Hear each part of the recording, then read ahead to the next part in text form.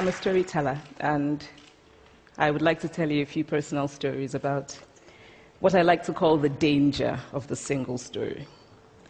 I grew up on a university campus in eastern Nigeria. My mother says that I started reading at the age of 2, although I think 4 is probably close to the truth. So I was an early reader, and what I read were British and American children's books. I was also an early writer. And when I began to write at about the age of 7, stories in pencil with crayon illustrations that my poor mother was obligated to read, I wrote exactly the kinds of stories I was reading. All my characters were white and blue-eyed. They played in the snow. They ate apples.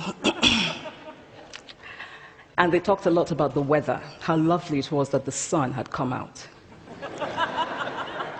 Now, this despite the fact that I lived in Nigeria. I had never been outside Nigeria. We didn't have snow. We ate mangoes. And we never talked about the weather because there was no need to. My characters also drank a lot of ginger beer because the characters in the British books I read drank ginger beer. Never mind that I had no idea what ginger beer was. And for many years afterwards, I would have a desperate desire to taste ginger beer. But that is another story.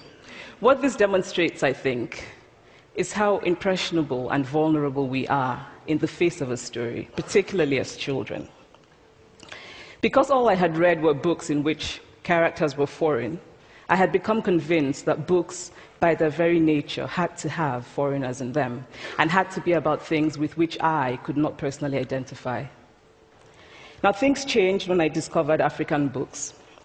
There weren't many of them available, and they weren't quite as easy to find as the foreign books, but because of writers like Chinua Achebe and Kamara Laye, I went through a mental shift in my perception of literature.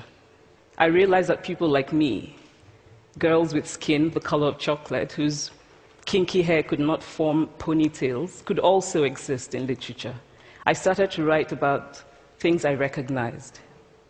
Now, I loved those American and British books I read. They stirred my imagination. They opened up new worlds for me. But the unintended consequence was that I did not know that people like me could exist in literature. So what the discovery of African writers did for me was this. It saved me from having a single story of what books are. I come from a conventional middle-class Nigerian family. My father was a professor. My mother was an administrator. And so we had, as was the norm, live-in domestic help who would often come from nearby rural villages. So the year I turned 8, we got a new houseboy. His name was Fide. The only thing my mother told us about him was that his family was very poor. My mother sent yams and rice and our old clothes to his family. And when I didn't finish my dinner, my mother would say, "Finish your food. Don't you know people like Fide's family have nothing?" So I felt enormous pity for Fide's family.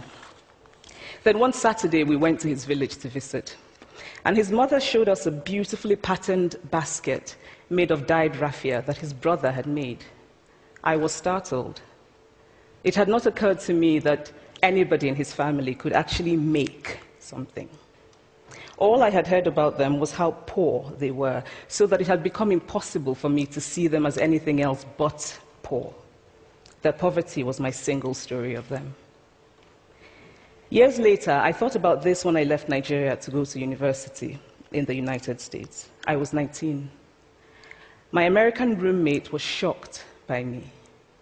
She asked where I had learned to speak English so well, and was confused when I said that Nigeria happened to have English as its official language. She asked if she could listen to what she called my tribal music, and was consequently very disappointed when I produced my tape of Mariah Carey. She assumed that I did not know how to use a stove. What struck me was this. She had felt sorry for me even before she saw me. Her default position toward me, as an African, was a kind of patronizing, well-meaning pity. My roommate had a single story of Africa, a single story of catastrophe.